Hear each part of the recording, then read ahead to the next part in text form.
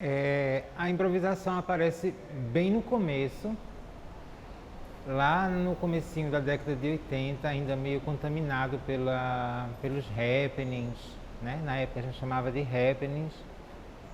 E por uma coisa que eu acho que talvez acontecia naturalmente, uma crença de que aquilo era valoroso. Inclusive eu acho que o único vídeo que tem meu no Recordança sou eu improvisando em cena e levando uma queda. É, Tu e lembra o nome desse trabalho? não me lembro o nome, mas você só tem um vídeo que é Não, comigo você fala o dançando, nome, eu queria. que foi o vídeo, aquela apresentação trágica do antigo ciclo de dança, e que o palco estava molhado, porque eram 1000 pessoas se apresentando uma atrás da outra, de suor, e eu fui jogar a perna e subiram as duas pernas, subiu e eu caí. Fui dali para outro dia para um osteopata para colocar a minha coluna no lugar. E aquele trabalho já era improvisado. Aquele trabalho já era improvisado. E naquela época eu fazia umas improvisações onde desse. Fiz improvisações no CAC. Tem uma performance que eu fiz lá que se chamava Se na Próxima Encarnação Não For um Duende, Eu Quero Ser uma Fechadura de Motel de 5ª categoria. E eu estava investigando essa relação abusiva da mídia. Enfim, tinha uma televisão em cena, tinha uma criança que participou comigo da performance, que hoje já está um rapaz, inclusive acho que ele trabalha com imagem, que é o Sarungawa, o Gabriel Sarungawa, né, filho da Belinha.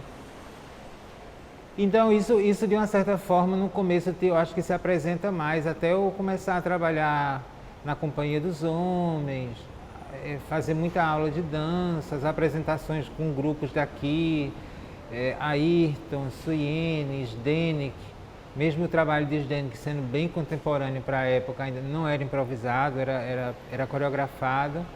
Isso foi amenizando, foi meio que sendo deixado de lado. Aí quando eu fui para a Europa, e lá eu basicamente só trabalhei com companhias de dança-teatro, todas as duas diretoras que eu trabalhei, elas só trabalhavam com improvisação.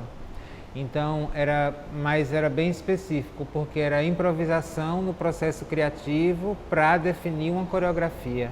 Então, em cena mesmo, tinha pouco espaço para improvisação. E aí, mas isso de certa forma, esses processos, os resultados, eram os espetáculos que as companhias faziam, mas esses processos para mim foram muito importantes, principalmente na segunda companhia, em Frankfurt, porque eu comecei a perceber que no resultado final dos espetáculos, por ter sido improvisado, mesmo que a Marie-Louise Stiller, que era a diretora dessa companhia, o Freies Tanztheater Frankfurt, ela tinha sido bailarina da Pina Bausch na década de 70. Então ela trazia um pouco daquela metodologia de perguntas, então ela fazia perguntas e a gente ia tentando resolver no corpo. E aí ela filmava tudo, e aí ela selecionava o que ela achava que tinha mais a ver com a ideia dela, com a dramaturgia dela, a gente via aquilo no fim de semana. E aí ela dizia, olha, isso aqui a gente vai trabalhar essa semana nessa direção, para aqui ou para lá, ela ia dando indicações, né? E a gente ia trabalhando em cima disso. E aí eu comecei a perceber que quando o resultado estava pronto, que eu ia assistir em vídeo o espetáculo todo, eu percebia que muitas coisas que estavam acontecendo comigo fora da companhia, ou seja, enquanto pessoa, minhas loucuras, minhas crises, meu aspecto emocional, meu aspecto simbólico, eles estavam presentes na cena, mesmo que, assim, ninguém ia saber, ninguém ia perceber, eu acho que nem mesmo Marie-Louise e nem eu, porque no momento da criação aquilo passava, eu acho que muito pelo inconsciente.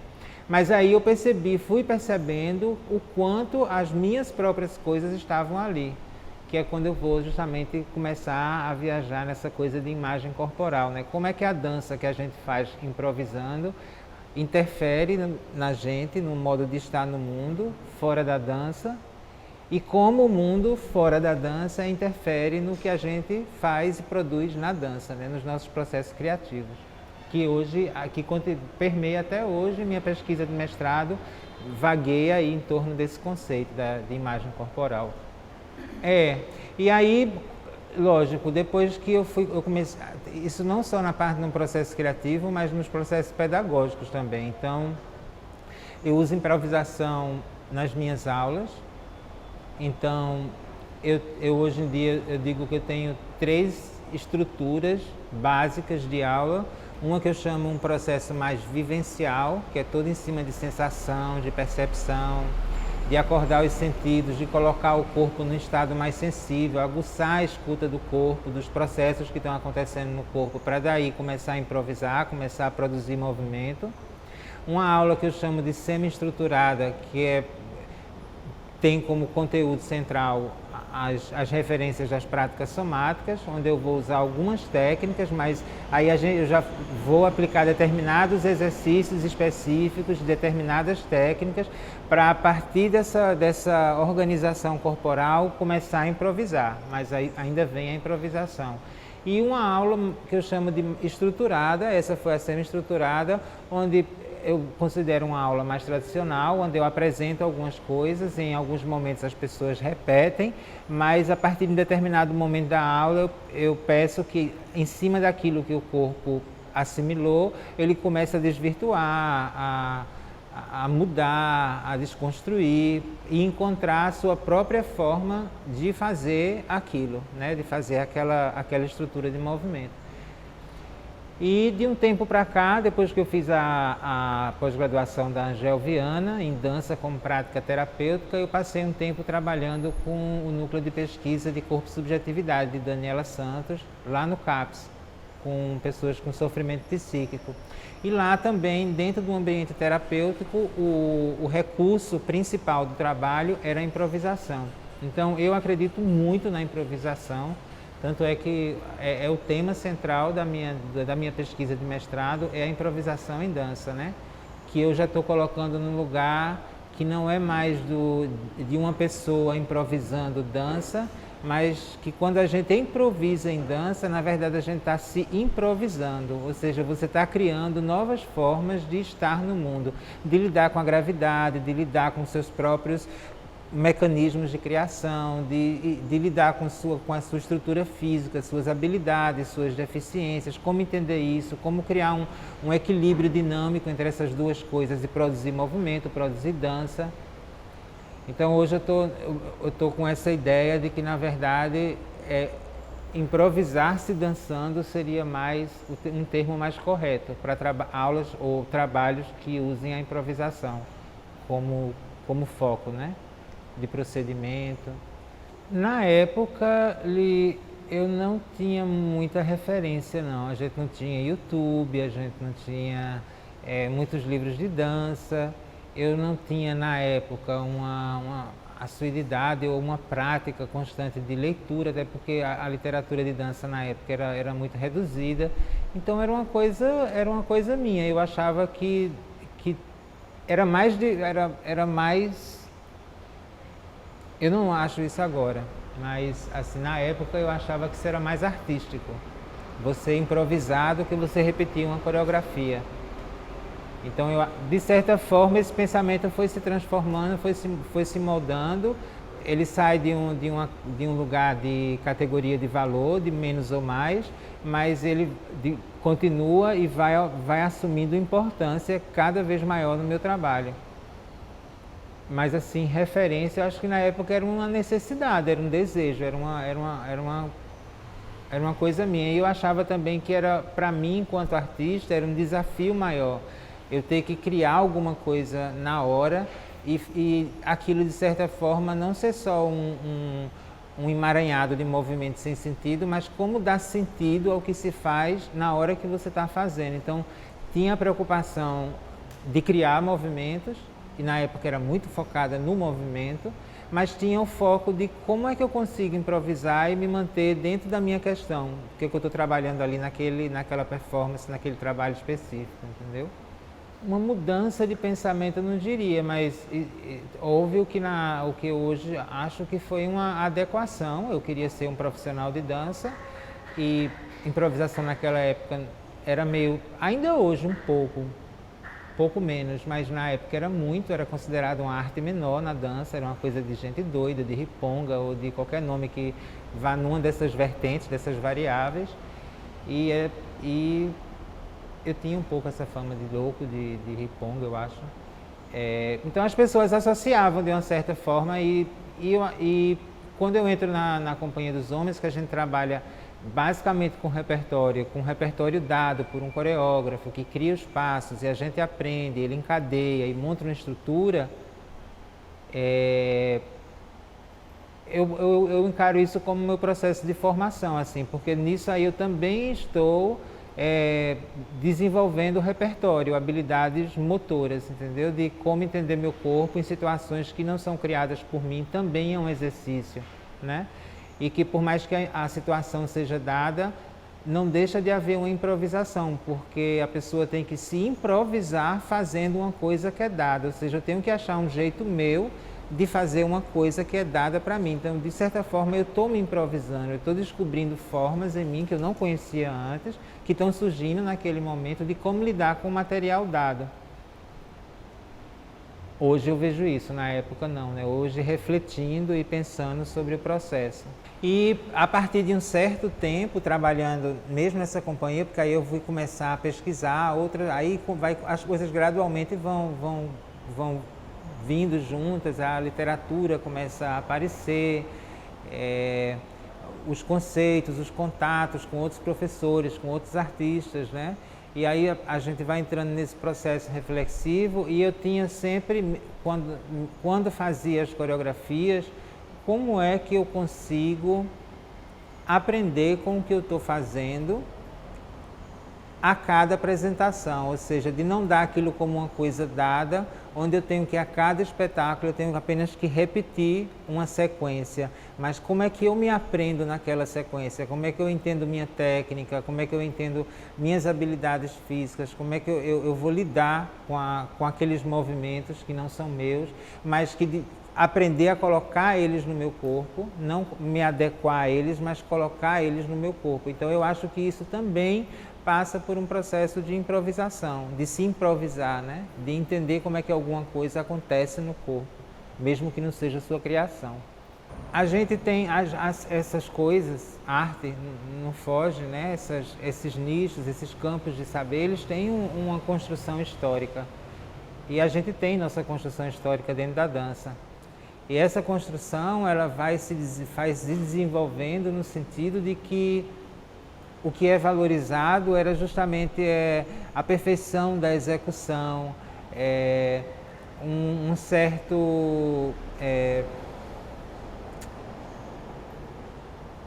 ser exímio, né, naquilo que você realiza, dentro de determinados componentes que historicamente também vão mudando, quantas piruetas você dá, a altura que você eleva a sua perna, a altura do seu salto. Então, por muito tempo, coisas desse tipo, habilidades físicas eram muito... E a arte mesmo ficava muito por conta do coreógrafo, né? O coreógrafo é quem era, a história mais ou menos tradicional da dança é muito baseada em cima disso, né? Coreógrafos muito importantes que foram criando trabalhos e aqueles trabalhos eram referências pontuais, tentando construir meio que uma história linear. Naquele tempo essa pessoa fazia isso, nesse tempo essa pessoa fazia aquilo. E o artista bailarino, ele de certa forma, no meu ver, ele ficava era criado naturalmente uma hierarquia onde ele estaria um pouco abaixo. E eu acho que eu não deslegitimizo isso, mas eu acho que, por consequência desse desenvolvimento histórico, a quantidade de pesquisas que existem hoje em cima de improvisação, que é muito grande e que não é só baseada numa prática de determinados grupos, de determinados artistas, mas ela passa a ser um conceito, ela passa a ser uma ideia que é investigada, que é experimentada. Então, na academia hoje se produz muito sobre improvisação, né? Na academia se pensa muito a improvisação em todos os seus âmbitos, seja no pedagógico, seja em processos criativos, no artístico, entendeu? Mas as pessoas estão tentando entender, e aí as pessoas vão abordar a improvisação por diversas formas, pelas ciências cognitivas, pela neurociência, por processos criativos. As vertentes são muitas, né?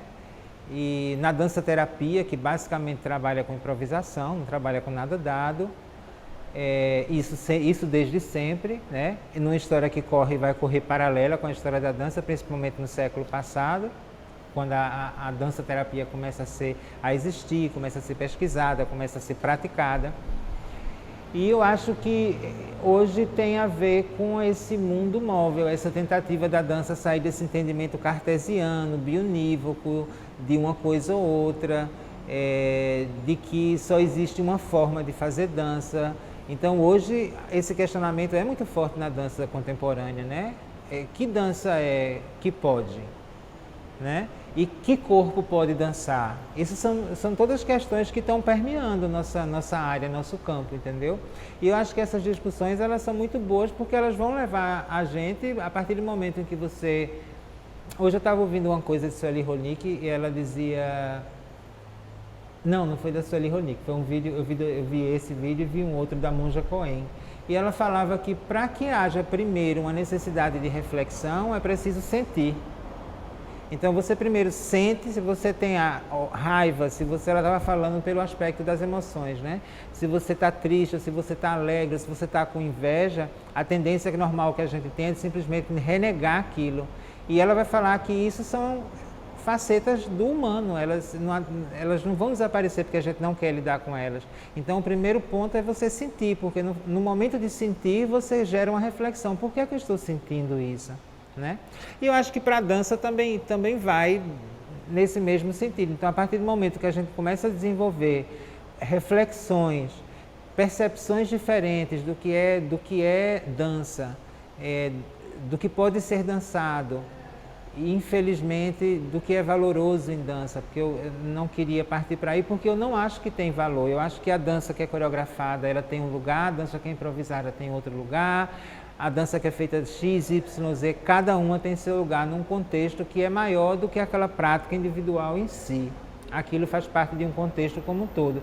E dentro de um processo evolutivo, esse contexto geral do campo da dança, ele vai se permeando e vai evoluindo aqui. Eu não estou colocando no sentido de melhorar, de progresso, estou colocando no sentido de transformação. As coisas vão se transformando para se adaptar ao sistema e ao ambiente onde elas vivem, né? E eu acho que sim, hoje eu acho a improvisação ela passa a ter uma importância maior, muito mais pessoas se debruçando sobre ela, pesquisando sobre ela. Isso, notadamente, vai refletir uma mudança de paradigma, né? Eu acho. Eu acho que aí é pessoal, né? É meu posicionamento, é como eu vejo, é como eu sinto, eu gosto de ver gente improvisando, eu gosto de improvisar. Eu acho que a gente se descobre, a gente vai dando metáforas para coisas que até, como eu disse no começo, nem são da dança, né? São da vida. Então, às vezes você trabalha com uma pessoa e a pessoa está improvisando e ela está sempre caindo no mesmo lugar,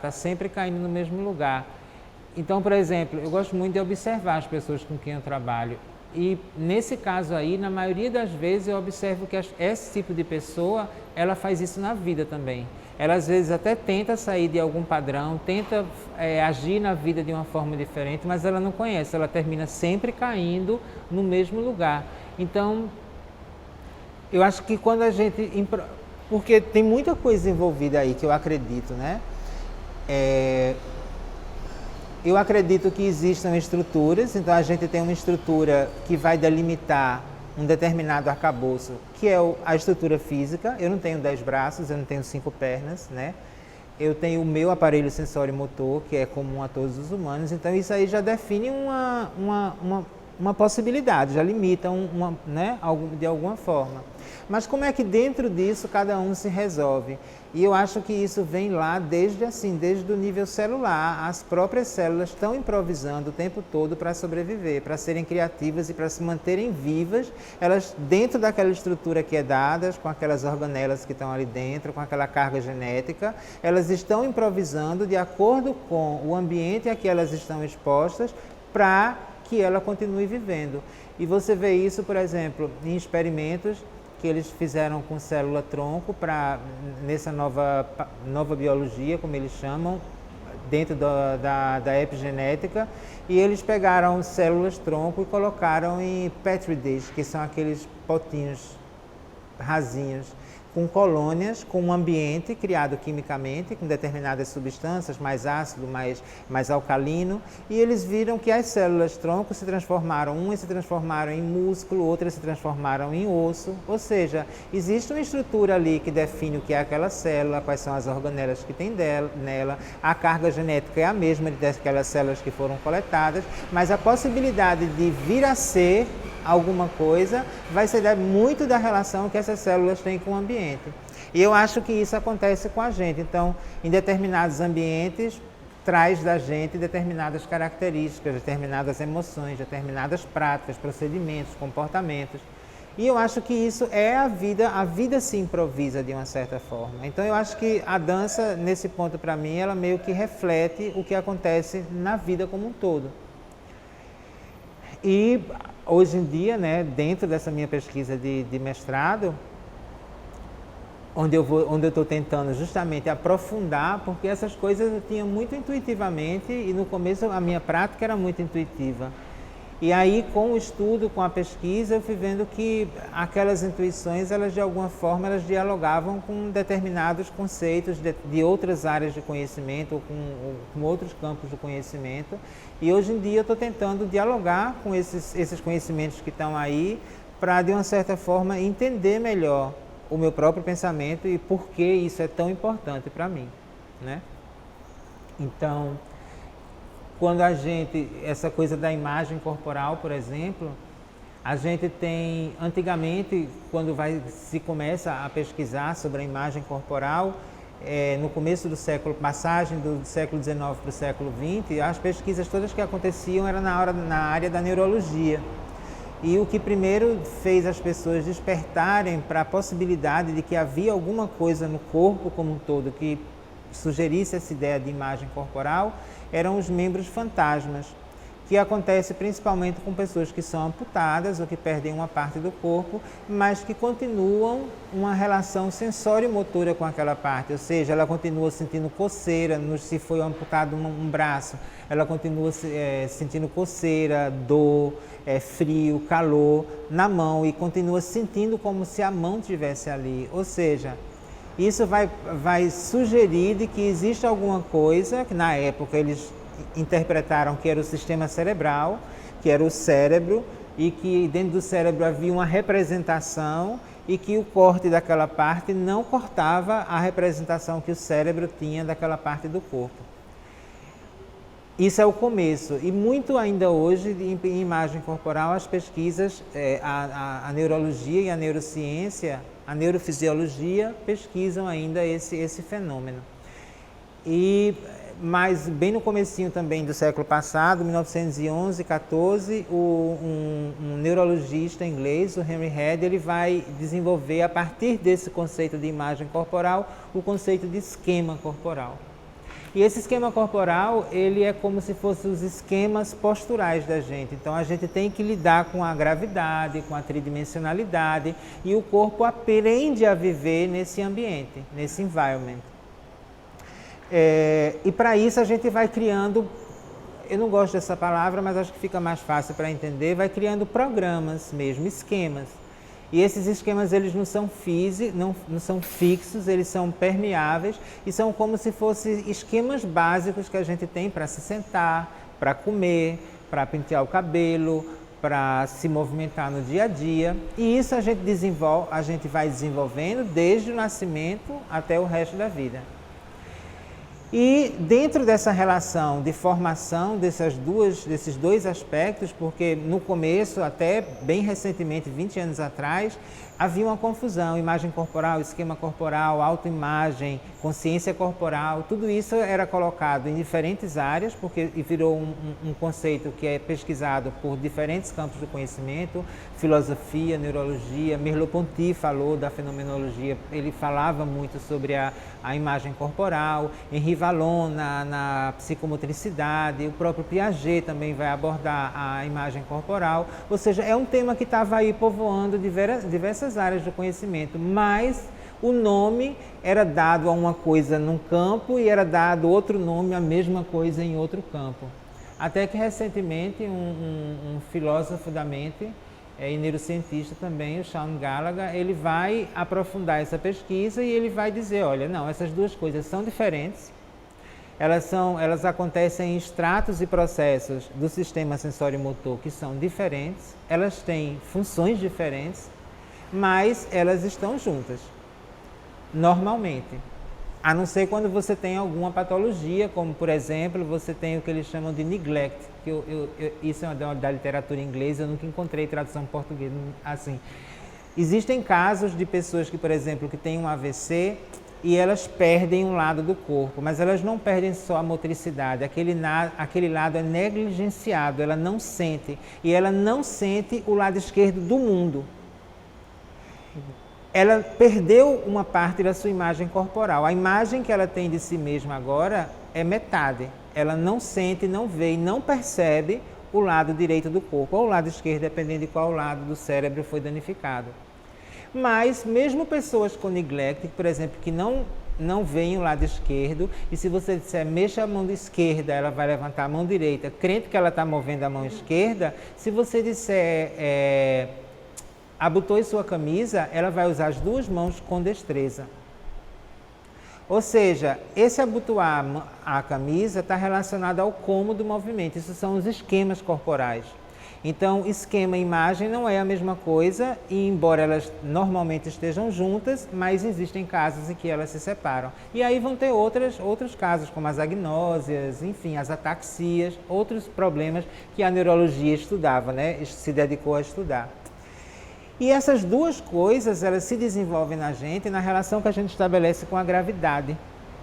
Ou seja, desde a forma como os pais, a mãe da gente vai carregar a gente, vai dar essa sensação de container, de uma coisa que segura, que molda. A forma como a gente vai aprendendo a lidar com levantar a cabeça, olhar para o mundo, se virar, se enroscar no berço, aprender a engatinhar, aprender a andar, tudo isso a gente está o tempo todo se relacionando com a gravidade. Então a gravidade ela tem uma importância muito grande no desenvolvimento das duas coisas, tanto da percepção que eu tenho de mim, da minha imagem corporal, como eu me vejo, como eu me sinto, as coisas que eu acredito, minhas fantasias, minha relação com o mundo, com o ambiente, desde o nível celular, transformando o que eu acho que sou, como os esquemas que eu tenho que desenvolver para lidar com a vida. Então, hoje em dia, minha pesquisa, existem hoje em dia várias metodologias ou práticas que são consideradas metodologias de primeira pessoa, que são metodologias que seriam o outro lado das metodologias de terceira pessoa, que é as metodologias da ciência básica que a gente conhece hoje, cartesiana, positivista, onde você observa um fenômeno fora de si para tentar entender aquele fenômeno e usar aqueles dados na produção de saber ou na produção de conhecimento acadêmico-científico. E essas metodologias de primeira pessoa que vão surgir com Husserl, com Merleau-Ponty na fenomenologia, no começo também do século passado, com a psicologia reflexiva, que vai dar início à pesquisa na psicologia científica, hoje em dia a cartografia de Deleuze e Guattari, enfim, são várias hoje as práticas somáticas que é com que eu trabalho, entendeu? Os métodos de educação somática são todas práticas de primeira pessoa. O que caracteriza essas práticas?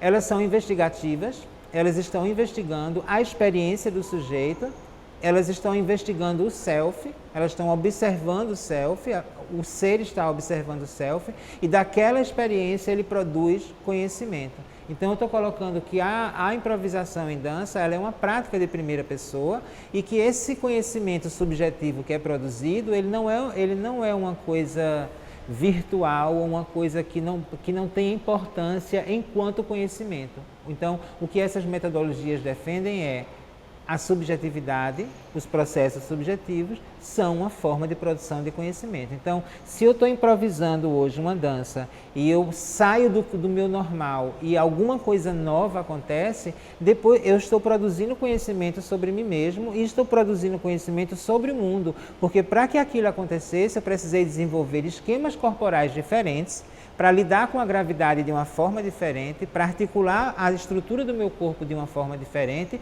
e a minha imagem corporal, porque eu me permiti me ver de uma forma diferente. Então isso vai ter várias implicações para o campo da terapia corporal.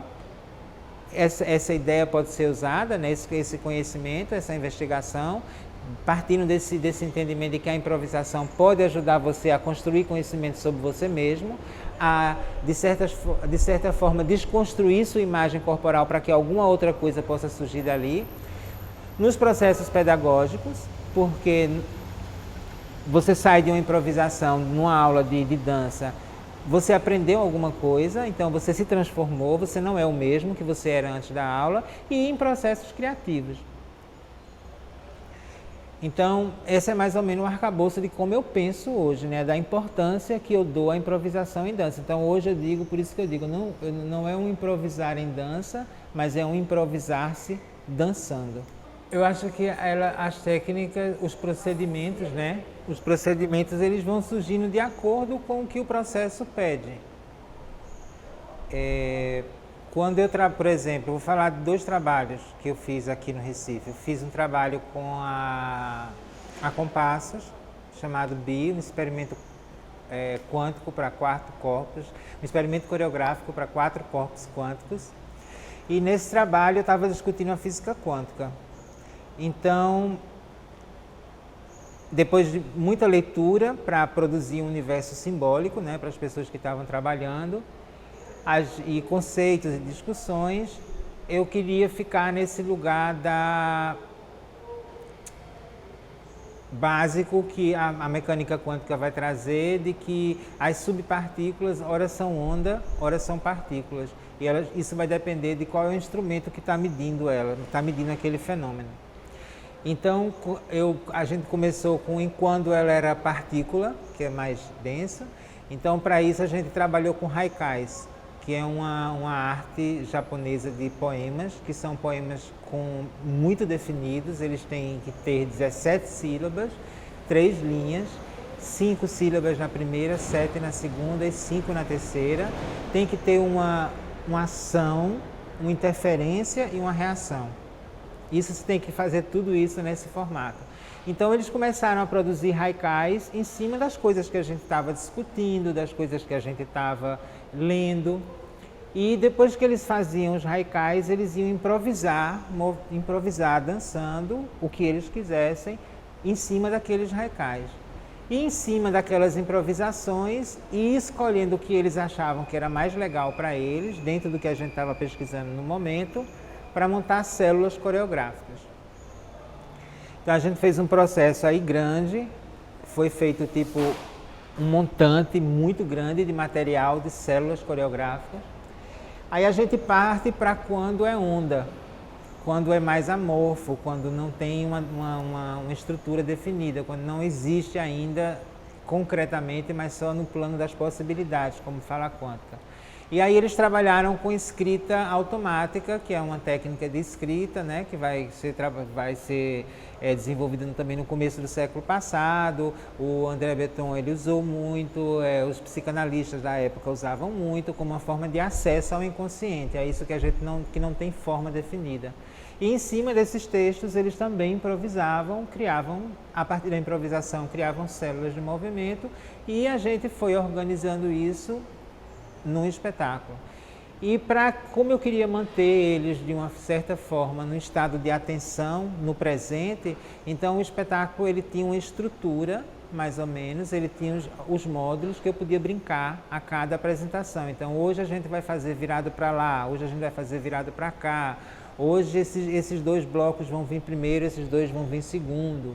Tinham cenas específicas, eu fazia a sonoplastia, eu dizia quem ia fazer a cena, então eles não sabiam até o momento.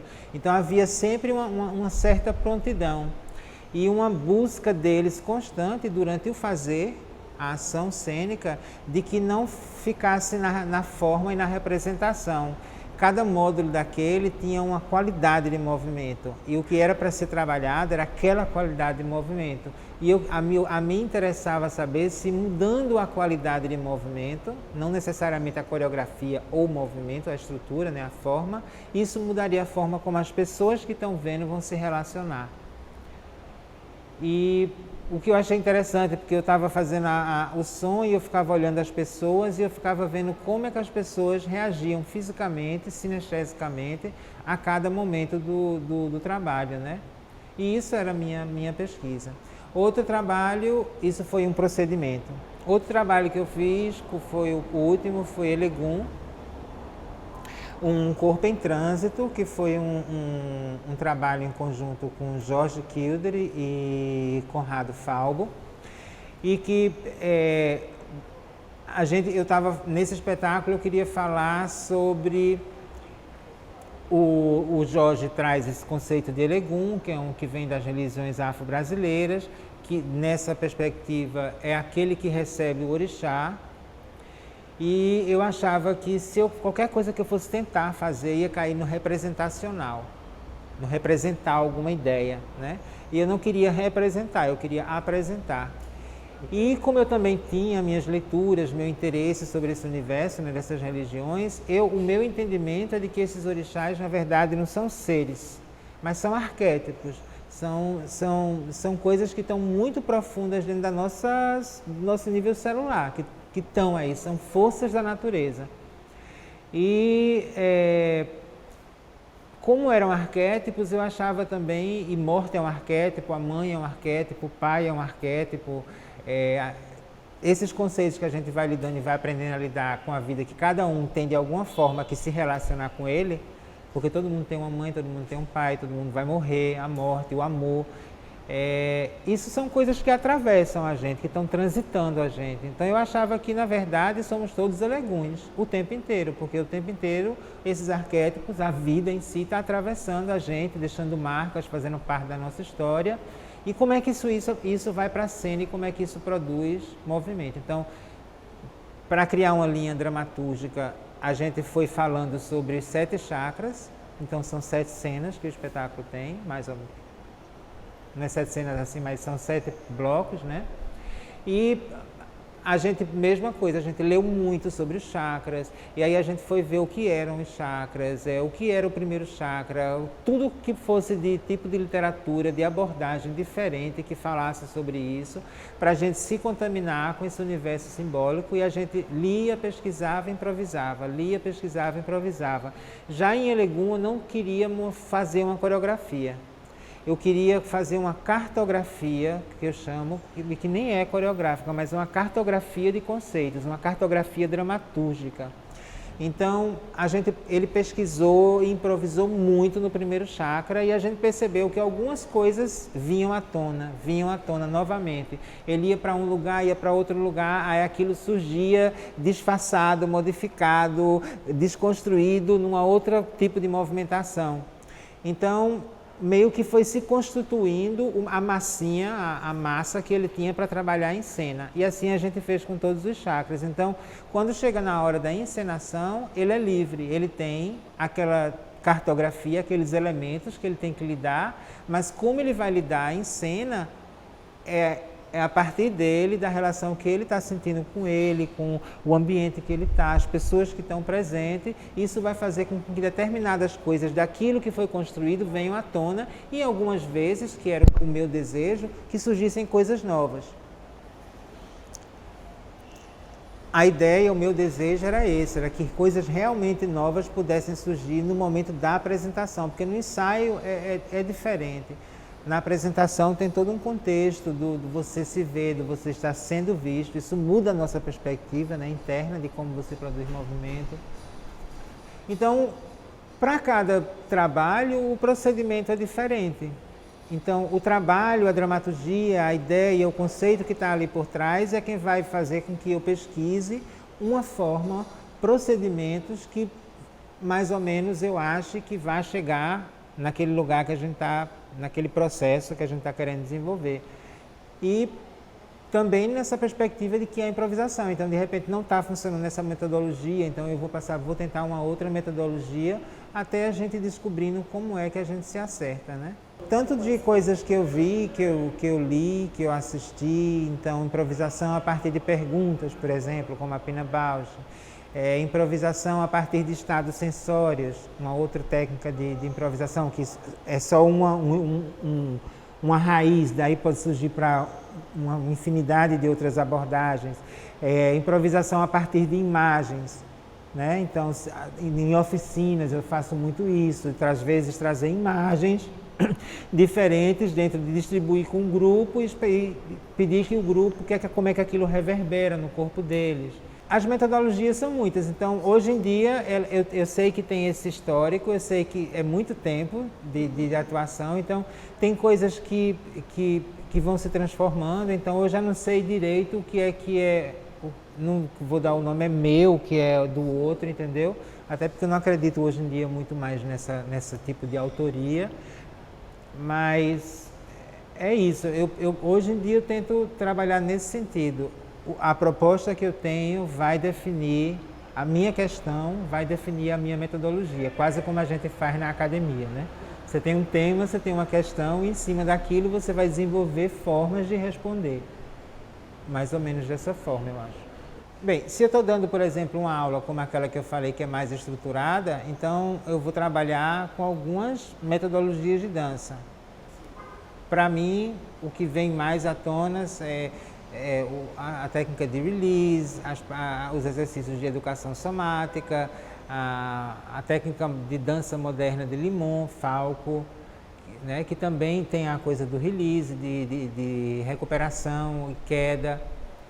Mas sempre a partir daí, eu não acredito, eu não gosto, eu não quero que ninguém aprenda nada que eu vá dar. Entendeu? É minha dança, eu quero que as pessoas descubram, então, quais são as habilidades que um bailarino precisa desenvolver. Hipoteticamente, pular, girar, cair, subir. Então, isso são coisas que acontecem no corpo, então eu prefiro que a pessoa investigue no próprio corpo como é cair de várias formas, como é se levantar de várias formas, como é girar de várias formas, e não pela forma que vai resultar daquilo, mas pelo que ela está descobrindo no próprio corpo. Então, se eu pensar nisso, se eu usar conexões ósseas, eu relacionar meu calcanhar com meus isquios, meu calcanhar com minhas omoplatas, isso facilita essa determinada ação ou não?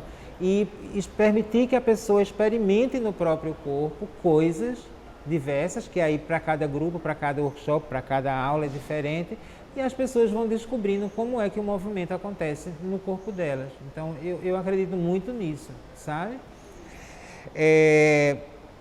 Outros procedimentos que não sejam improvisação, há muitos anos que eu não trabalho com isso, até porque, mesmo que você vá para uma coisa mais tida como um movimento abstrato, mais parecido com o que as pessoas normalmente vão considerar dança, movimentos, sempre, ainda assim, eu vou trabalhar com, então vamos trabalhar linhas, vamos trabalhar simetria, vamos trabalhar assimetria, vamos trabalhar circularidade.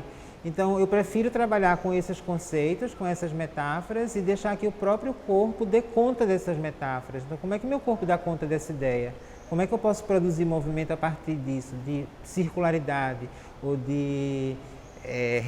do redondo, ou do espiral? Como é que o corpo lida com essa ideia e como é que eu vou criar isso, né? Então, hoje em dia, eu acho que já há muitos anos eu trabalho basicamente aí nesse sentido. Eu tinha uma ideia, eu queria falar sobre aquela ideia e eu ensaiava improvisando. E naquela época, e ainda hoje, e eu tento sair desse lugar, porque é uma coisa que é muito fácil para mim, as imagens vêm na minha cabeça.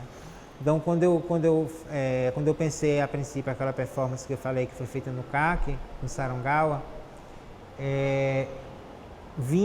essa imagem era muito forte, entendeu? Uma pessoa que não sabia lidar com a própria realidade, que não sabia lidar com a quantidade de vozes dentro dela, de vetores puxando a gente para todos os lugares, né, na vida. São muitas coisas, desejos, a imprensa, a mídia, a mãe, a família, a escola, a sociedade, sempre tem esses vetores meio que direcionando para onde vai nossa energia. E como é que a gente fazia para resgatar uma certa inocência? Essa era o que estava na minha cabeça. Então eu ia improvisando, e até o ponto que eu disse, não, eu preciso de uma criança de verdade, né? Então, aí eu fui, Belinha naquela época, a gente estava bem em contato, muito bem. Belinha, será que Sarunga não queria fazer comigo? Aí ela adorou a ideia e a gente fez. E tinha uma coisa desse personagem que ficava louco, aí eu falava, usava som, usava movimento. Já nessa época, aquela tremedeira, porque eu já era sannyasi, já aparecia na minha movimentação. E ele vai ficando louco, catártico, onde ele não consegue, nada mais faz sentido, nem para ele, nem para quem está vendo, não tem sentido o que está acontecendo. E a criança vinha e puxava ele, ficava puxando, até que ele saía daquele transe, ele via a criança, e aí eu me ajoelhava, ele dava um tapa na minha cara, pá, tipo acorde para Jesus, e aí ele ia para uma televisão que estava só piscando assim, que era um espaço aberto para qualquer coisa. E eu deitava no colo dele e aquele era o final. Mas isso tudo foi acontecendo na improvisação. Eu tinha aquela imagem e eu ia atrás daquela imagem. Como é que eu chego naquela imagem? Isso facilita também na hora, porque se você for improvisar sem nada, vou só improvisar, aí não sei como é que é. Acho que vai para um outro lugar, assim, que eu não sei se é arte. Você só fazer coisas assim sem nenhuma vontade, pode ser, se o conceito for fazer coisas sem vontade e ver o que é que aquilo acontece. Mas mesmo assim, o que eu acho que coloca a arte na história é quando você tem uma questão, alguma coisa que você quer resolver com aquilo que você está fazendo. Quando você não tem nada para resolver, aí eu acho que perde meio, que se dilui, fica movimento só, movimento por movimento, assim. Tu acha que mais te interessa assim, nessa criação e construção de cena? Assim? Seria a composição do movimento em si, ou trabalhar estados corporais, ou trabalhar a interseção com outras linguagens, não sei, assim, né? Pode ser diferente, né, a cada trabalho, mas tem alguma coisa que tu acha que tá? Eu acho que isso tá no campo dos metodologias e procedimentos, né? Então, eu vou trabalhar uma ideia, um conceito que está me ocupando, então isso também vai definir com o que é que eu vou dialogar, se eu quero corpo só, se eu quero resolver tudo no corpo, se eu vou precisar de alguma mídia, de alguma tecnologia, se eu vou precisar de um diálogo com alguma outra coisa, isso vai se definindo no processo. Como eu tenho essa coisa muito forte de imagens, então, por exemplo, quando eu comecei a fazer o BI, eu tinha muitas imagens na minha cabeça. E durante o processo, foi um processo meu, enquanto organizador daquele processo, e me livrando das minhas próprias imagens, para que eu permitisse que o que estava acontecendo ali viesse à tona e que apresentasse para mim o próprio processo, entendeu? Então, é um trabalho também que eu faço comigo, porque quando eu começo, muita imagem vem na minha cabeça. Ai, que imagem massa, cenicamente, né? Ai, aquela televisão com aquilo, aquela luz, aquele não sei o quê. Mas isso eu acho que ainda é um resquício desse lugar da representação. Então, quando eu estou nesses processos, eu vou o tempo todo fazendo exercício para que eu deixo que isso, de uma certa forma, me contamine. Então eu compartilho, mas eu não deixo que isso seja um resultado esperado, entendeu? Vamos fazer alguma coisa para chegar aqui. Isso também eu acho que vem com a maturidade, assim, do meu trabalho, da minha pesquisa. Eu acho que a representação, ela cai muito numa ideia positivista de causalidade. Então, você representa alguma coisa, você não está apresentando o seu processo. A pessoa apresenta uma ideia que está fora dela e que ela tem que representar. Eu não acredito muito nisso, eu não acredito mais nas artes representativas, que tentam colocar uma ideia para que aquela ideia organize um produto, porque essa coisa da representação está muito relacionada a um produto. E eu hoje valorizo o processo. Então, eu quero que aquele processo seja intenso o suficiente para que ele vá à cena e permaneça processo. Então, quando um processo criativo ele vai à cena, para mim, não é um produto, é uma parte do processo. Existe uma parte do processo que é, vamos supor, na gravidez, que é a gestação, que está tudo acontecendo ali, ninguém está vendo, né? Só a mãe está ali sentindo um monte de coisa, um ser acontecendo, e de repente, o mesmo processo, aquela pessoa nasce. Todo mundo vê, todo mundo vai, ai, que bonitinho, que feinho, a menina, não sei isso. Eu acho que com o espetáculo vai por aí, existe essa parte do processo e que não necessariamente pode ser assim, porque pode ser que se alguém decida fazer um processo aberto, então ele é aberto do começo ao fim, então tem gente observando, assistindo, interferindo, trocando do começo até o final. E que essa parte é mais ainda esse lugar que a gente ainda está na arte, da arte ser apresentada, né? De ser apresentada para apreciação, para relação, para interlocução, para articulação, como cada um vai chamar, mas um compartilhamento. Ó, a gente tem essa ideia, a gente está processando essa ideia desse jeito, como é que isso afeta você, como é que isso toca você, como é que isso toca o outro, né? Então, por isso que eu acho que estou mais nesse lugar hoje do presentificar, né? Do processo. Então, existe o processo como um todo, e como hoje eu continuo, assim, a improvisação continua sendo uma base para o meu trabalho, cada apresentação é diferente. Então, eu não posso apresentar aquilo como um produto, porque não é um produto, entendeu?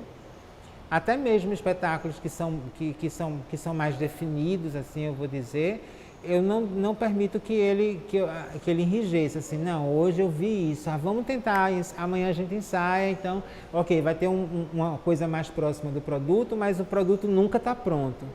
O produto está sempre se transformando, entendeu? Então eu vejo o artista em cena, o intérprete criador vê, então tem essa troca, poxa, essa cena nessa hora eu acho que não está fazendo sentido, tá? Então vamos procurar uma coisa que faça sentido, né? Improvisar. Porque eu não me lembro o nome dela, o primeiro nome é Gouveia. A gente vai lendo essas coisas na academia, tudo se transforma sobrenome e data, né? Gouveia 2008. E é uma pesquisadora que trabalha com improvisação e ela vai dizer que dentro desse processo, para quem se ocupa com improvisação, chega um momento em que a gente tem que começar a observar, a sentir esses corpos ruídos, esses corpos esquematizados, esses corpos padronizados, quais são os nossos padrões, E eu acho que o mais difícil é você permitir que alguma coisa aconteça que você não conheça. Eu não vou falar de novo, eu vou falar alguma coisa que você não conheça. Então pode ser que não seja novo, aquele movimento que resultou daquilo não seja novo para ninguém, mas aquilo foi novo para você no seu processo de autoconhecimento, né? E o Boaventura de Souza Santos, ele vai falar, quando ele vai falar da ecologia de saberes, ele vai falar que autoconhecimento é conhecimento, e conhecimento é autoconhecimento. Então, em cima disso, dialogando com ele, eu acho que quando você está improvisando nessa perspectiva de abrir um espaço para que alguma coisa nova em você aconteça, você está produzindo autoconhecimento. Só que é autoconhecimento, mas é conhecimento, entendeu? Então, como é que eu encontro aí um lugar onde eu possa sistematizar, organizar, que são justamente as metodologias de primeira pessoa, não é só a pesquisa, você em si mesmado no seu mundo lá, viajando consigo mesmo, não. É você observando os seus processos, investigando sua experiência de vida e produzindo alguma coisa a partir dali. Então, se eu só sinto e fico na minha e fico embedded, fico embebido na minha própria emoção e só sinto aquela raiva, até que aquilo um dia passe, melhore ou se transforme, não houve autoconhecimento. Então eu preciso olhar para aquilo e transformar aquilo de alguma forma, seja através da palavra, seja através da arte-terapia, seja através qualquer outra forma que eu vá lidar com o meu movimento, mas que eu possa transformar aquilo em conhecimento. Eu acho que é bem por aí. Eu acho que o mais difícil de improvisar é improvisar. É tentar realmente como se colocar nesse lugar de permitir que alguma coisa desconhecida venha à tona. E hoje em dia tem duas coisas que estão me ocupando muito na minha dança, nos meus conceitos de dança.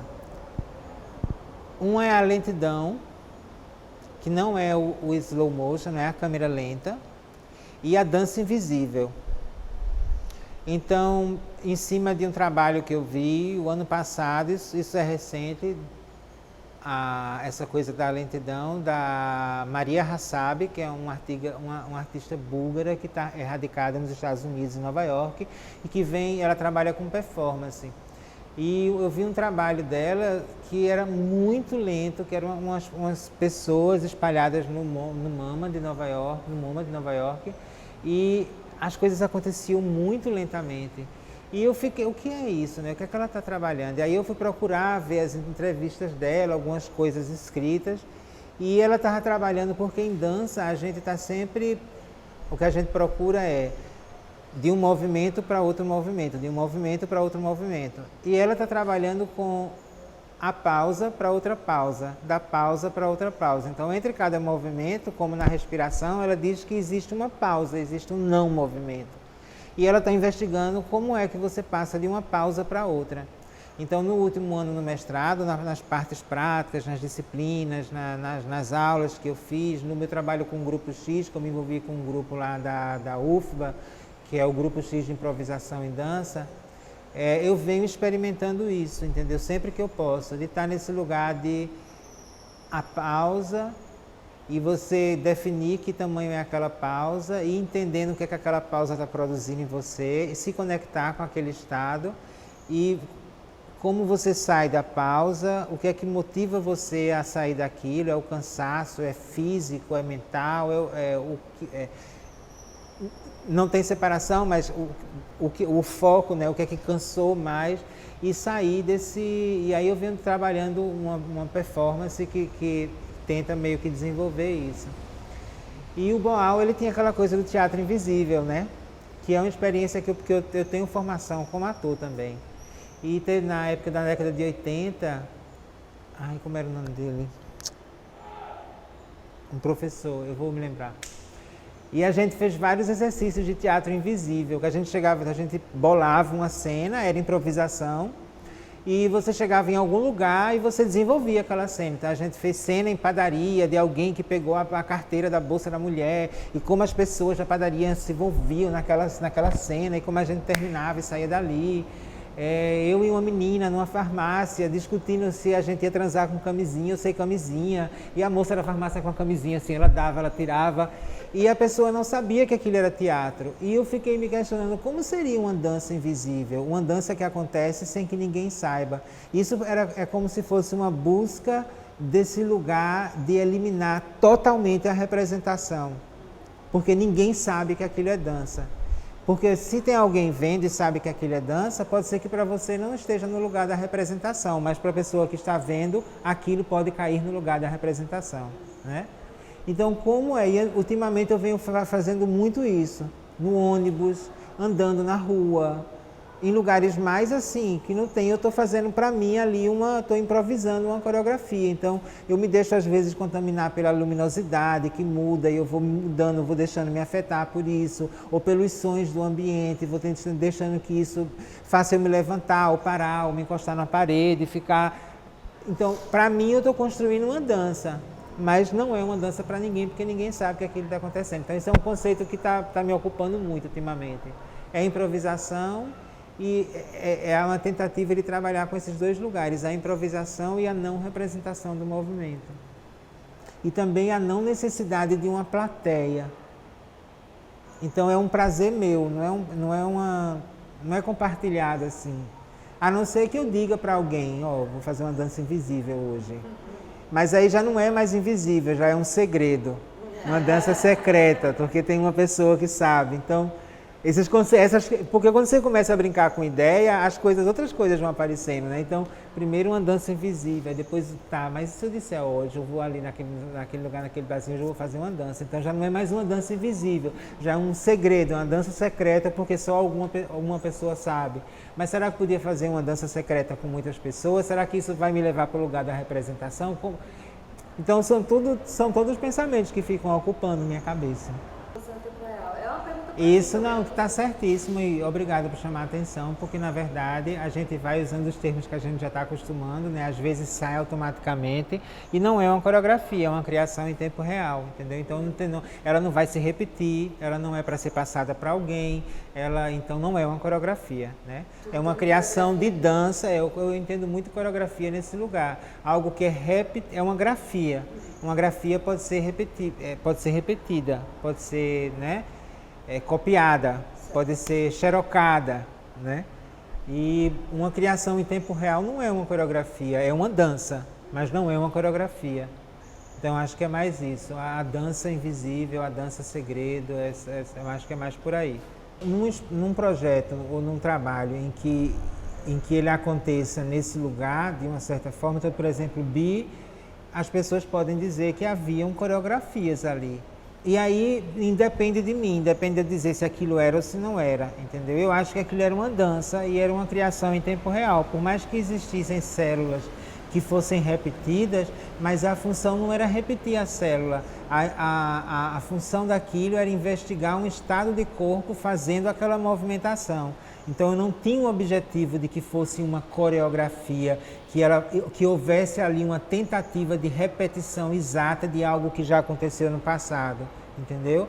Então existia uma organização de movimento estruturada, mas que de certa forma buscava também as suas brechas, suas fugas. Então, como é que eu posso fugir desse entendimento no corpo de quem está fazendo, né? E para quem está vendo também. Tá, então a gente define primeiro de que a cena não é só no palco, de que a cena é no momento em que você define que aquilo é cena, né? Então pode ser na rua, no palco, em qualquer lugar. Eu acho que é coreografia se existe a intenção de quem faz de reproduzir o que você fez antes, sabendo que você vai reproduzir aquilo depois. Então, e que você não está fazendo nenhuma pesquisa ali de movimento, de entendimento, de percepção, até mesmo de execução, está só tentando repetir aquilo dentro de um padrão do que seria talvez dentro da dança que a pirueta fosse mais bonita, que a perna fosse mais alta. A preocupação é essa, em aperfeiçoar a forma de representar aquela dança. Então eu acho que está no lugar da coreografia. E essa dança que acontece, que ela é criada em tempo real, ela está em qualquer lugar, em qualquer circunstância, onde o objetivo não seja esse, de repetição. De achar que existe uma dança que é estática, até porque eu acho que essa ideia de repetição precisa ser reconsiderada, porque não existe repetição, na verdade. Então a pessoa está tentando fazer uma coisa que não existe. Não existe virtualmente, ela não existe na realidade física. Então, para repetir aquela experiência, que é o que a ciência tenta fazer, tenta circundar um objeto de pesquisa dentro de situações muito específicas para saber se aquele fenômeno vai se repetir. E isso não acontece na vida, porque mesmo que você faça uma coreografia com o intuito de repetição e que ela vá para o palco, e mesmo que o palco seja o mesmo, você ontem estava de TPM, hoje você menstruou. Ontem a luminosidade era uma, hoje a luminosidade era outra. Ontem você não teve engarrafamento para chegar no ensaio, no espetáculo, hoje você teve. Tudo isso muda você, muda seu corpo, muda seu estado, muda a circunstância. As pessoas que estão vendo são outras, a energia, a vibração que elas estão colocando em você, a intencionalidade é diferente. Então tudo isso muda a ação. Mesmo que as pessoas não acreditem, mas se elas é só ler um pouquinho e ir atrás de informação que elas vão entender que isso é assim, que repetição não existe na natureza. No universo não existe repetição, nada se repete. Então a própria tentativa já é em vão. Então como é que a gente pode atualizar esse conceito até para quem hoje trabalha com coreografia. Então, existiria alguma forma de se manter nesse lugar da coreografia, algo que está mais ou menos estruturado, definido, mas que ao apresentar você não está buscando uma repetição, está buscando o entendimento do presente? Será que só a intencionalidade disso vai tirar o lugar da representação e apresentar alguma coisa que a priori já está estruturada? Então, isso eu acho que depende muito das pessoas que estão envolvidas no projeto, né? Depende do trabalho, né? E quando a gente fez BI, eu coloquei no programa Designer de Movimento. Na época eu achei que eu estava fazendo isso. A gente criou muito movimento e eu estava só organizando aquilo, tentando dialogar com uma ideia. Por mais que, por exemplo, quando eu trabalhava nessa companhia na Alemanha, em Frankfurt, por mais que o resultado fosse na cabeça, eu acho, inclusive, da própria diretora, um produto, uma tentativa de repetição, de chegar a uma perfeição da apresentação, o processo de criação era coletivo, porque era uma companhia. Então, a gente tinha que responder uma pergunta. Às vezes, tu tinhas que responder uma pergunta sozinho, mas na grande maioria das vezes nós tínhamos que resolver uma pergunta junto. Então era um processo colaborativo. Então eu acho que hoje, eu não sei porque, por exemplo, Elegum é uma coisa que é trazida para mim. Então o Jorge diz, olha, eu estou com esse projeto, tu queres dirigir? Aí, por mais que a proposta seja de dirigir, mas eu acho que eu não dirigi, eu acho que a gente compartilhou um processo com funções diferentes. Então eu estava tentando usar meu conhecimento, minha prática para chegar num resultado, para facilitar aquele processo, e ele também estava de um outro lado, mas tentando também que aquele processo acontecesse. Então, aí a gente colocou direção e encenação, parece direção, nem me lembro. E às vezes eu me questiono isso também, porque a gente, mesmo pensando e refletindo, a gente cai nos nossos próprios padrões. Então talvez eu nem acreditasse que o que eu fiz foi uma direção, mas como é comum nos releases dos espetáculos, as coisas, então ali ficou direção.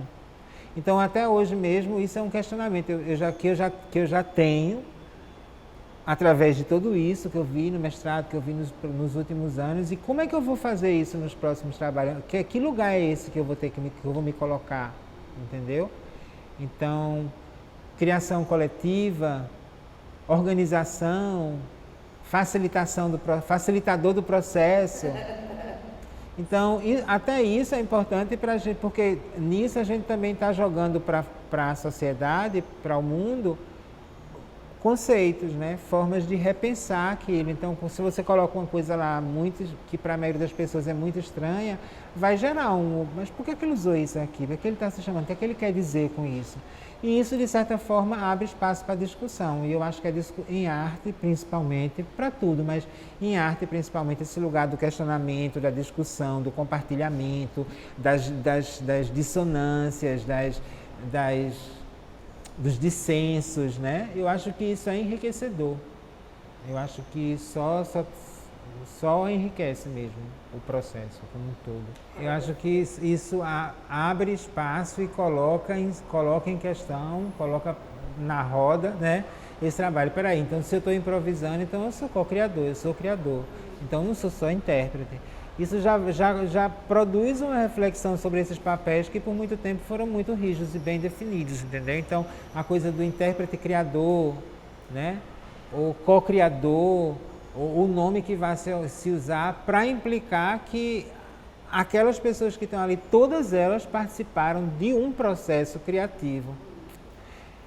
E mesmo que as pessoas, em determinado ponto, ou em uma determinada situação, elas talvez digam, não, ele é só intérprete, mas não é. Porque eu acho que a pessoa, ela está ali, ela está tentando investigar aquilo nela. Como é que eu danço essa coreografia que não é minha? Eu estou criando também, eu estou dando... não é no corpo dele. É muito, muito complexo esse ponto, entendeu? Porque eu acho que a gente nunca sai desse lugar do criador. A gente não sai, mas é como aquela coisa, não existe repetição, mas as pessoas tentam repetir. Então, eu acho que talvez todos sejam criadores, com perspectivas e formas diferentes de abordar isso, mas muitas pessoas não queiram ser criador, ou não se vejam como criador. Então, muitas pessoas que trabalham com técnicas mais estruturadas, de movimentos mais definidos, como o clássico, por exemplo, pessoas que fazem clássico por muito tempo, quando chegam em aulas de improvisação, na maioria das vezes o relato é de que elas têm muita dificuldade de improvisar. Mas é porque ninguém nunca disse que a aula, toda a vida dela, fazendo clássico, elas estavam improvisando, elas estavam tentando arrumar uma forma diferente de lidar com a gravidade, de lidar com as mudanças do próprio corpo numa situação que talvez se repita. Então, o plié de hoje não é o plié de amanhã, como não é o plié de ontem, por mais que seja um plié. Então, talvez eu acho que os próprios professores dessas técnicas que são mais estruturadas, tem uma certa, caem no lugar mais da rigidez, pudessem repensar essa ideia, entendeu? Então, como é que eu faço para que isso que acontece, dentro de uma forma tão estruturada, possa contribuir para a experiência, possa se transformar numa experiência para a pessoa, possa ser um processo investigativo? Porque às vezes eu fico pensando, é impossível, não tem esses filmes que são em time-lapse, né? Time-lapse, não? Você pega uma coisa que acontece muito devagar e aí depois ela vai muito rápido. Eu queria, e dizem que tem pessoas que dizem na hora de morrer a gente vê um time-lapse da vida toda, né? E eu queria ver um time-lapse da vida toda, porque quando você nasce e quando você morre, definiu-se, se fosse assim, uma coreografia, porque ninguém pode mudar aquilo, ninguém pode repetir, mas ninguém pode mudar. Aquilo aconteceu. Então, se aquilo fosse filmado, seria a coreografia da sua vida. Então, coisas que a gente não dá, já dá por garantido, por dado. Por exemplo, você não acorda e levanta todo dia do mesmo jeito. Você improvisa uma forma nova de levantar da cama porque você acordou diferente, né? Você não toma banho todo dia da mesma forma. Um dia você começa pelo pé, outro pela cabeça, outro pelo braço. Então, coisas que a gente tem que fazer e que a gente faz todos os dias, nem elas não acontecem nesse lugar, né? Da coreografia, da repetição. A gente está sempre se improvisando na vida. E eu acho que se a gente está sempre se improvisando na vida, a dança como como vida também tem que, de uma certa forma, incorporar essa ideia, entendeu? De que não existe repetição, de que você tem que aproveitar aquele momento, aquela prática, aquele procedimento para que aquilo se torne uma experiência para você, para que aquilo possa produzir conhecimento, autoconhecimento para você, para as pessoas que estão envolvidas no seu processo. Eu acho que isso tudo enriqueceria mais a dança de uma certa forma. Porque as pessoas dizem, não, mas é muito rígido, é muito isso. As pessoas, é só uma ideia. E uma tentativa de manter uma ideia, porque como a gente falou antes, essas ideias não acontecem a repetição, né? Então, se não acontece a repetição, então como é que eu posso atuar, agir a partir dessa ideia, né? De que eu não posso repetir e de que eu posso aprender com a minha experiência?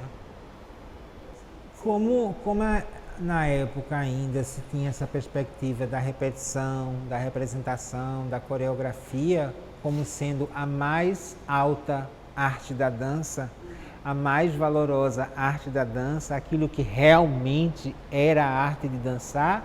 Então tudo que não se encaixasse naquilo era considerado como uma coisa menor, inclusive pelas próprias pessoas que faziam, por muitas pessoas que estavam começando a dançar, né? Improvisar é mais para dança de criança, é mais para dança criativa, é mais terapia, é mais para biodança, estava muito nesse lugar. E de certa forma, porque isso a gente está falando o quê? No meu caso, década de 80, que eu comecei a dançar. Então toda a década de 80 isso foi muito forte. Década de 90 isso começa a se diluir. Nos anos 2000, uma explosão do intérprete criador, dança contemporânea. E nessa década que a gente está agora, então, isso passou a ser tema de muitas discussões, de muita pesquisa, tanto prática, artística, como acadêmica. Então, eu acho que, historicamente, é muito pouco tempo para a mudança tão grande que houve. É lógico que hoje ainda é muito valorado, né? Então, por exemplo, as pessoas veem as coreografias de William Forsythe com aqueles bailarinos fantásticos, maravilhosos, né? Que todo mundo queria ser, que todo mundo queria dançar para William Forsythe, né? Pelo menos uma grande parte das pessoas que eu conheço queriam ter essa experiência.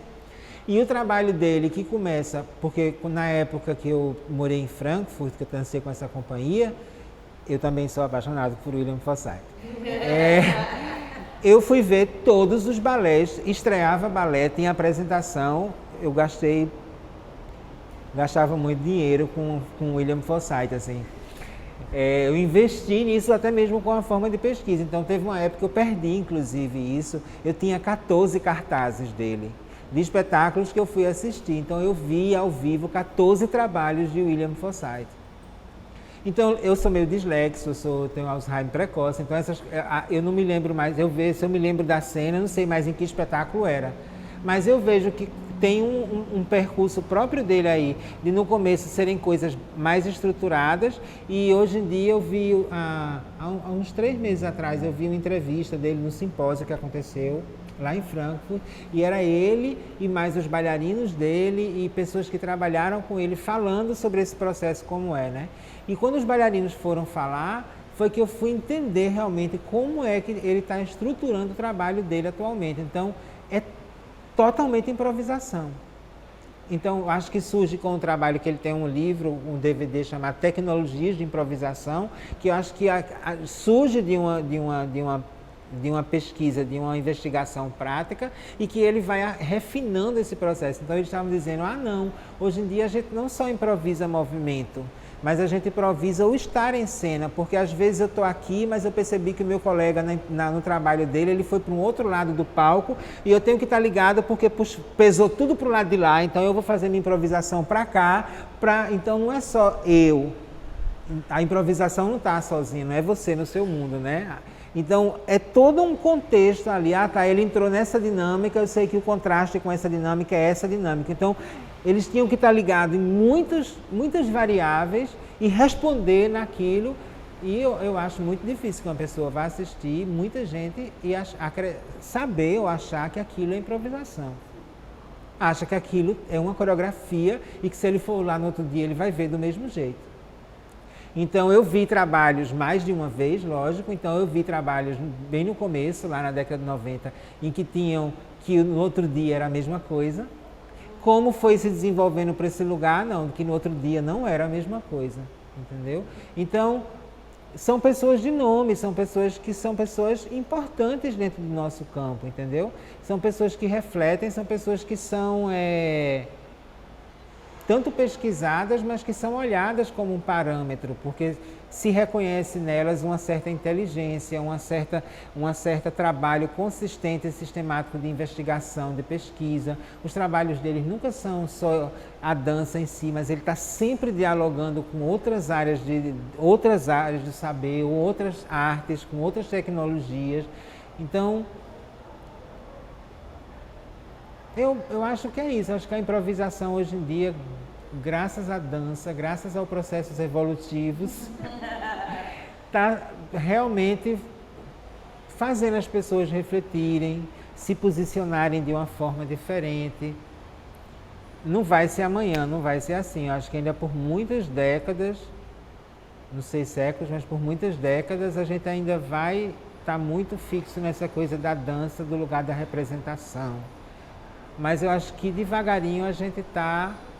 Porque isso eu também acho que a universidade, ela é um ponto definitivo nessa mudança.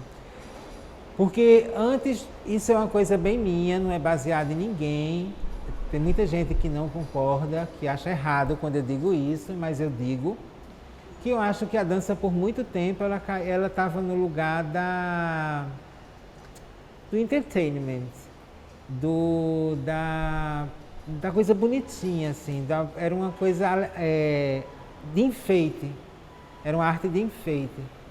E sem muita profundidade a gente não pode dizer, mas era uma coisa de enfeite mesmo, era uma coisa para ser bonita, para ser apreciada naquele lugar da beleza. Ai, aquelas pessoas podem fazer coisas que eu não faço, e as pessoas se identificarem quase com a relação de circo, circense, o ser humano normal e aquela pessoa que dá nó no próprio corpo, que gira no ar, faz mil malabarismos. E eu acho que a dança, a academia, pela própria função de reflexão, de produção de conhecimento de uma forma totalmente diferente, as pessoas de dança que vão para a academia, elas começam, epa, mas espera aí, como é isso? Isso é assim? Será que é assim mesmo? Mas se não for assim, pode ser como? Então são perguntas básicas que catapultam você para lugares totalmente diferentes. Então muitos artistas, eu acho que esse diálogo é muito profícuo hoje. Artistas na academia, as pessoas que são da academia, que talvez não tenham a prática de dança, dialogando com os artistas. E isso tudo eu acho que está modificando essa paisagem da dança, o campo como um todo, entendeu? Então hoje já é, para muita gente, eu vejo essa geração nova, não é uma coisa alienígena do outro mundo, pensar a dança, ler um livro de dança, ver um vídeo de dança conceitual e discutir sobre aquilo, pô, que massa, não sei o que, eu quero experimentar, vamos tentar experimentar isso. Eu acho que é a partir daí que esse processo evolutivo acontece, né? As coisas vão se transformando, eu não sei para onde vai, mas eu estou gostando do caminho, assim, eu estou gostando dessas mudanças, né? Eu estou gostando desse aprofundamento e entendimento, porque eu pessoalmente acredito que a dança é uma das atividades humanas que tem a maior potencial de aprofundamento do humano, da gente, na gente mesmo, e a gente na gente mesmo, porque a gente não é só no vácuo, né? Quando eu digo isso, a gente está sempre em relação. Então, esse ser relacional porque, como eu disse no começo, né? Você vai para a terapia. A dança, eu acho a dança e o corpo nas terapias, as terapias que começam a pesquisar o corpo e começam a entender a profundidade, as ciências cognitivas no seu desenvolvimento que chega hoje para a cognição incorporada, do embodied cognition. Então, provando a própria ciência mais dura que existe, neurociência, ciência cognitiva, mostrando que não existe separação de mente e corpo, de que o corpo é a coisa mais complexa que existe e que não existe nada que aconteça na vida da gente que seja fora do corpo. Então, e nada acontece sem movimento, não existe o não movimento. Então, esse movimento ele pode ser base para a arte, para a dança, para a arte do teatro, para a arte da fala, porque falar é corpo, para a arte da escrita, para a arte da música, para a terapia, para a educação, para tudo, porque tudo só acontece se houver um corpo e se houver movimento. Então, esse entendimento eu acho que trouxe já muitos olhares de fora para o que a gente faz na dança e está levando a dança para outros lugares que ela nunca se imaginou estar, eu acho. Não, porque eu sou muito cara de pau, eu acho. Eu sou muito descarado. Se não gostou, não gostou, mas eu sempre fui muito nesse lugar, assim, eu estou afim de fazer, eu vou fazer. Se eu não estou machucando ninguém, pode não gostar, mas se eu estou gostando, eu vou fazer até onde eu estiver gostando, entendeu? Então o parâmetro era mais esse. O que muda era justamente esse estado relacional da gente, entrando para trabalhar em companhia, o esquema era outro. Na época, eu mesmo tinha essa coisa da dança representacional, eu não tinha um corpo enquadrado no que seria um corpo ideal para dança, então eu fiz coisas absurdas com o meu corpo, eu dormia com o pé dentro na grade da cama para ficar com o colo de pé, eu ia dormir com a bunda na parede e as pernas abertas para ter mais abertura, e são coisas que eu acho irracionais, absurdas, mas que eu fiz. Então, a gente introjeta muito, né, do mundo que a gente está, e como eu queria muito dançar, e o que o mundo da dança me apresentava nas minhas circunstâncias, porque já existiam pessoas por aí, mas não eram do meu acesso, trabalhando outras formas de dançar. Tanto é que chega um ponto que eu digo, não, eu não posso mais fazer isso, eu tenho que ir em busca da minha dança, do meu processo, do meu entendimento, entendeu? Mas a princípio não, assim, nunca, eu acho até que eu devo ter sentido assim, mas eu não Eu não sei se improvisação é importante para os outros, eu não sei se improvisação é importante para a dança, mas eu sei que a improvisação é importante para mim, porque ela me coloca num lugar de experiência que eu acho importante, experiência de si, de mim. Eu acho que a gente está aqui para isso, para a gente se experienciar nesse universo. A gente escolheu vir para essa terceira dimensão aqui para isso. Eu acho que é um processo que eu me conheço, eu me revelo para mim. E nesse me revelar eu vou me entendendo melhor, eu vou melhorando como pessoa.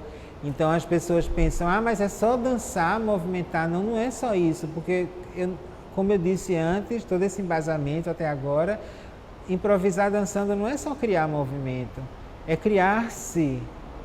Então, se eu não parto dessa perspectiva, talvez para uma outra pessoa, lógico, não vai ser. Mas como eu parto desse lugar, então, para mim, a improvisação, para mim, é quase uma filosofia de vida, assim. É uma prática tão importante quanto a meditação, é uma forma de meditação. Dentro dessa coisa que eu dizia, que mesmo dançando coreografias, eu estava tentando descobrir coisas sobre mim, cada dia, como é que eu resolvo isso no meu corpo. Eu entrava em espaços tão assim, tão que eu só conhecia na meditação, porque eu comecei também a meditar muito cedo e tive uma prática muito intensa dos meus 17 até os 30 e pouco, porque eu fiz sannyasins do Bhagwan Rajneesh, vivia metido em comuna de sannyasins, de gente que meditava, até hoje menos, mas ainda é uma prática.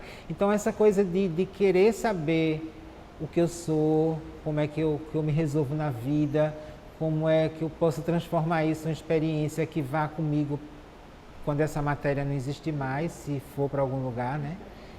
Enfim, e eu acho que a improvisação, para mim, me coloca nesse lugar de eu me experienciar da forma mais total e completa possível, porque todos os meus aparatos, todos os meus aspectos estão juntos, se misturando. Meu aspecto estrutural, que é meu corpo, meus esquemas corporais, meu aspecto psíquico, emocional, minhas crenças, meus sonhos, minhas fantasias, meu aspecto relacional, da forma como eu lido com o mundo e com as pessoas.